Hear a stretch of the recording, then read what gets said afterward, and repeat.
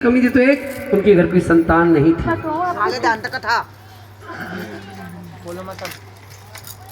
राय शप्र जी माँ के बड़े पुजारी थे कि सपने में राय शप्र को माँ दर्शन दे। शप्र जी कहते माँ आपने मुझे सब कुछ दिया, धन दौलत राजपाट, पर मैं औलाद से वंचित क्यों रख रही।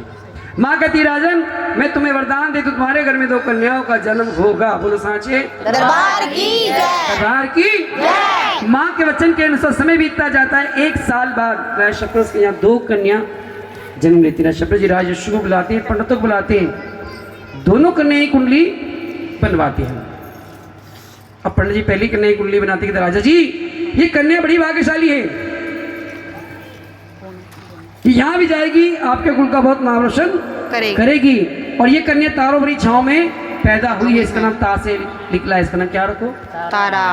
क्या रखो? तारा रानी। रानी नहीं, तारा केवल। रानी तो शादी होने के बाद बनी है, तो नन्ही सी बच्ची है।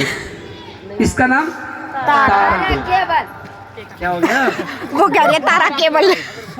तारा केवल इनके आसपास में केवल वाला होगा, उसका नाम तारा होगा। उस अच्छे दरबार की। अब पंडित जी दूसरी कन्या की कुंडली बनाते कि राजा जी ओहो ये कन्या तो अशुभ कन्या पैदा हुई है, इस कन्या को अगर अपने महलों में पालोगे आपका जितना भी राजपाट है बिल्कुल तहस नहस हो जाएगा, बिल्कुल भिखारी बन जाओगे। ये कन्या आपके शुभ नहीं है। तो राजा जी कहते इस कन्या को मैं अपने महलों में पाल नहीं सकता, तो कन्या को मार भी नहीं सकता हूँ। कन्या मारना एक गौत पाप के समान के बराबर, उसका पाप मैं अपने सर नहीं ले सकता हूँ। पंडित जी तुम मुझे कोई ऐसा उपाय बताओ जिसमें इस पाप से मुक्त हो सकूँ। पंडित जी कहते राजा जी एक काम करिए, आप चंदन की लकड़ी का एक बक्सा बनवाइए, उसके आसपास हीरे जवाहर जड़ देना, अपनी प्यारी से कन्या वो बक्से में लटा देना, नदी के अंदर बहते पानी में छोड़ देना। कोई ना कोई व्यक्ति धन के लालच में आकर नदी से बाहर इस बक्से को निकाल लेगा और आपकी कन्या को पाल लेगा, इससे आपको पाप भी नहीं लगेगा। बोलो सांचे दरबार की जय। दरबार की जय। माँ के प्यार की जय। सच्ची सरकार की जय। जमुना पार की जय। जमुना पार की विजय। उधर कमेटी डाल रखी है, कौन आया जमुना पार से? लक्ष्मी नगर से आए आप? अच्छा वो सच्चे दरबार की नहीं। ऐसे करते हैं, बक्सा बनवाते हैं, उस बक्से में प्यार से कन्या को लटा देते हैं, नदी के अंदर बहते पानी में छोड़ देते हैं। बहता बहता बक्सा पहुंचा काशी की नगरी। कहाँ पर? काशी नगरी। माँ के वक्त सुबह का समय था, पंडित जी नदी में स्नान कर रहे थे। सूरज की पहली किरण जैसे ही बक्से पड़ती, हीरे जवाहर जड़ थे वो चमक लगते। पंडित जी के नदी बक्सा बहता आ रहा है और उसके आसपास हीरे जवाहर जड़े, क्यों ना इस बक्से को नदी से बाहर निकाल के लिए। माँ के वक्त पंडित जी क्या करते, नदी और आगे जाते हैं, पानी का भाव और तेज हो जाता है। पंडित डर जाते हैं ऐसा ना हो इस धन के लालच में कहीं मेरी जान चली, कहीं मैं डूब जाऊं। पंडित नदी से बाहर आते हैं, मन में सोच रहे हैं इस बक्से को बाहर कैसे निकाला जाए। उसी समय एक भील नदी किनारे सफाई करने आता है। पंडित जी भील को बाहर लगाते, भील भाई सुनना। भील दौड़ कर बोली पंडित जी क्या बात है? भील सामने नदी में देखो तुम्हें बक्सा बहता नजर आ रहा है। भील देखता हाँ पंडित जी बक्सा तो मुझे नजर आ रहा है, पर करना क्या है? पंडित जी कहते भील एक काम करो, तुम उस बक्से को नदी से बाहर निकाल के ले आओ। भील कहता पंडित जी बक्सा तो मैं लेके आ जाऊंगा, बक्सा तो मैं लेके आ जाऊंगा, बदले में आप मुझे क्या दोगे? अब पंडित जी मन में सोचते हैं बक्से के आसपास हीरे जवाहर जड़े हैं जो मुझे दिखाई दे रहे हैं, बक्से के अंदर क्या है वो थोड़ी पता है।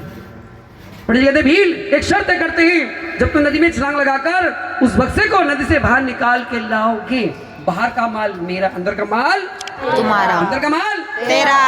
वो कह रहे तुम्हारा, वो कह रहे आपका, मेरा थोड़ी है। किसका है जी? जोर से बोलो किसका? भीम का। भील का। शर्त हो जाती है, भील नदी में छलांग लगाता है, छलांग लगाने के बाद उस बक्से को नदी से बाहर निकाल के लाता है। और माँ के वक्त तो जैसे ही बक्सा खोलते उसमें क्या निकलता है? कन्या। जोर से बोलो क्या निकलता है? कन्या। एक प्यारी सी कन्या निकलती है। वो प्यारी सी कन्या भूख के कारण अपने पांव का अंगूठा चूस रही थी और माँ के वक्त तो भील के कोई संतान नहीं थी। फिर उस कन्या को अपने सीने से लगाता कहता पंडित जी मुझे तो गंगा मैया ने बहुत बड़ा धन दे दिया जिसकी मुझे बहुत जरूरत थी। और सही पंडित जी एक काम करिए, आप इस कन्या का नामकरण भी आप ही कर दो। देखिए इतने जागरण में जाती कथा आप सुनते होंगे तो जवाब भी आपको पता होगा। देखिए जिसको जवाब पता है एक हाथ ऊपर कर लेना, मैं सवाल पूछने बैठे बैठे कोई जवाब मत देना। सवाल ये कि आपने ये बताना कि पंडित जी ने उस कन्या का क्या नाम रखा? जिसको पता है एक हाथ ऊपर कर लो। सवाल फिर सुन लीजिए, पंडित जी ने उस कन्या का क्या नाम रखा? जिसको पता है एक हाथ ऊपर कर लो, मैं अपने आप पूछ लूंगा। हाँ जी बताइए।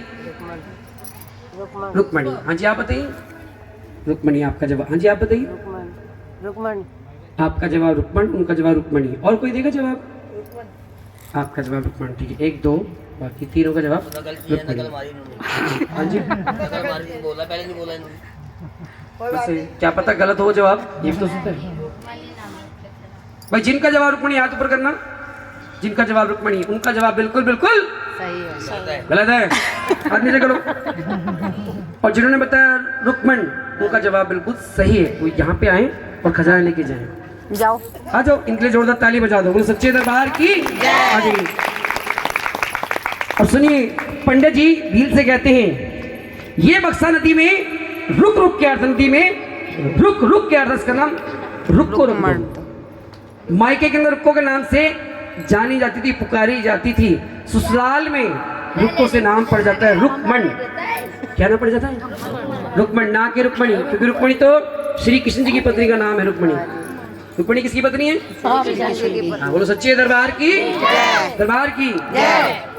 गलत जवाब दिया है आपने, गलत जवाब दिया है। खजाना ले रहे हैं यहाँ से। लीजिए लीजिए, कोई बात नहीं।